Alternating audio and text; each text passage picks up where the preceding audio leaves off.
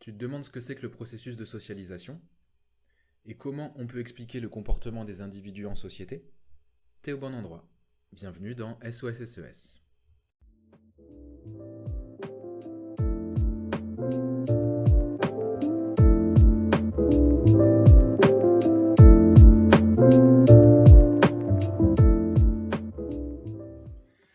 Bonjour à tous, je m'appelle Aurélien, je suis enseignant SES et je vous accompagne aujourd'hui pour une vidéo de synthèse sur le processus de socialisation. Pour les lycéens qui sont ici, c'est un aspect qu'on retrouve dans le premier chapitre de Sociologie de seconde, comment devenons-nous des acteurs sociaux? Dans cette vidéo, on va apprendre plusieurs choses, et notamment dans un premier temps à maîtriser la notion de socialisation. Dans un second temps, on va faire la différence entre ce que sont les normes et ce que sont les valeurs. Donc si tu veux passer de cet état-là à cet état-là, sois attentif, n'hésite pas à faire des pauses pendant la vidéo, à poser tes questions en commentaire et je ne doute pas de ta réussite au prochain examen.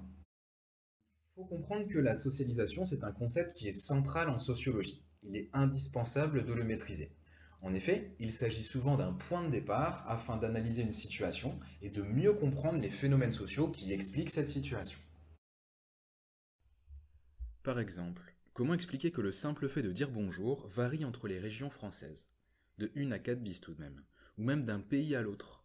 Il existe ainsi la poignée de main occidentale, le namasté indien, l'accolade aux USA ou même le bisou esquimau.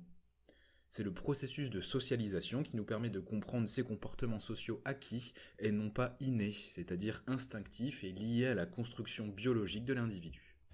La socialisation, c'est donc un processus d'apprentissage de la vie en société, durant lequel un individu va intégrer des normes et des valeurs qui sont propres à la société dans laquelle il vit et propres à son groupe social.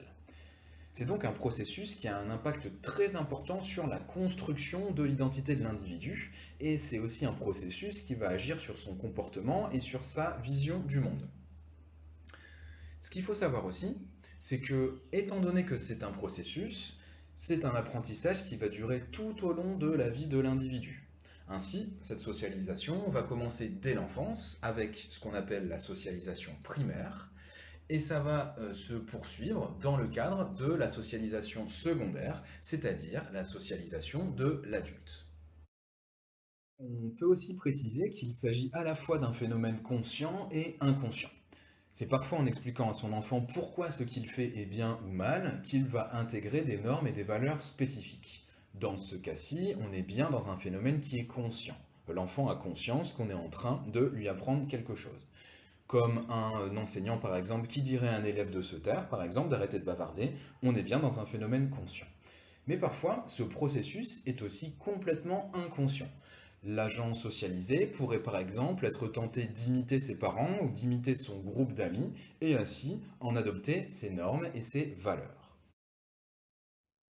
On vient de le dire dans la définition, la socialisation c'est un processus au cours duquel l'individu va intégrer à la fois des normes et à la fois des valeurs. Mais qu'est-ce que c'est que ces normes et ces valeurs?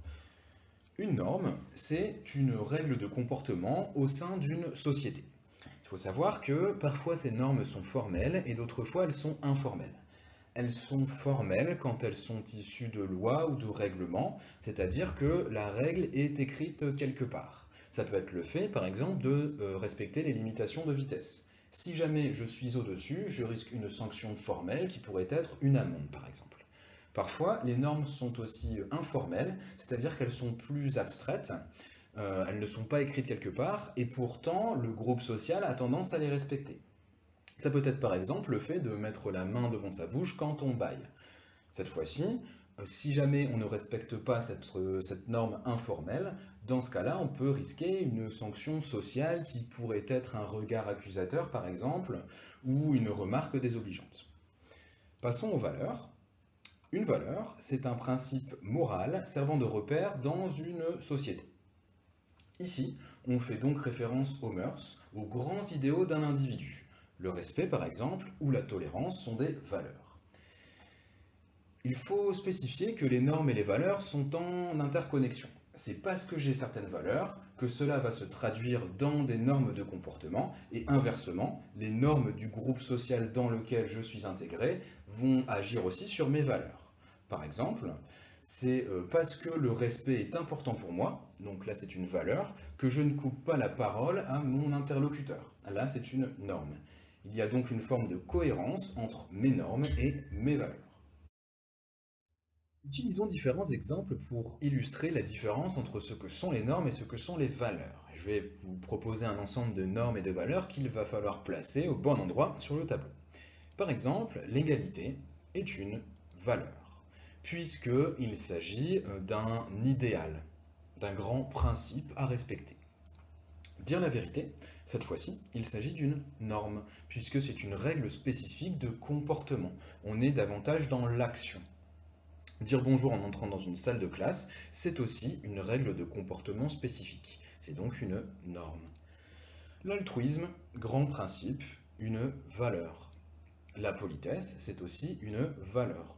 On pourrait d'ailleurs directement relier la politesse au fait de dire bonjour en entrant dans une salle de classe. C'est parce que j'ai cette valeur liée à la politesse que j'ai adopté des normes spécifiques et notamment la norme liée au fait de dire bonjour à chaque fois que je rentre dans une salle de classe.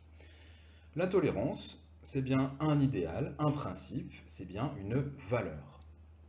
Ne pas couper la parole à quelqu'un, dans ce cas-là, on est bien dans le cadre d'une norme. Et finalement, ne pas voler dans les magasins, c'est aussi une norme. À la différence des autres, cette norme-là est bien une norme formelle. Si je vole dans les magasins, je risque d'être sanctionné en payant une amende, par exemple. C'est inscrit dans la loi que je ne dois pas voler dans les magasins.